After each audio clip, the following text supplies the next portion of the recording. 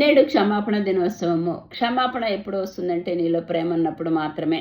యేసయ్య మనల్ని ప్రేమించి తండ్రి వీరేం చేస్తున్నారు వీరెరుగురు గనుక వీరిని క్షమించమంటున్నాడు. కాబట్టి నువ్వు క్షమాపణ కలిగి ఉంటేనే ఆ వాగ్దానాన్ని పొందుకోగలుగుతావు. నీ ఆత్మ పరలోకానికి చేరుతుంది.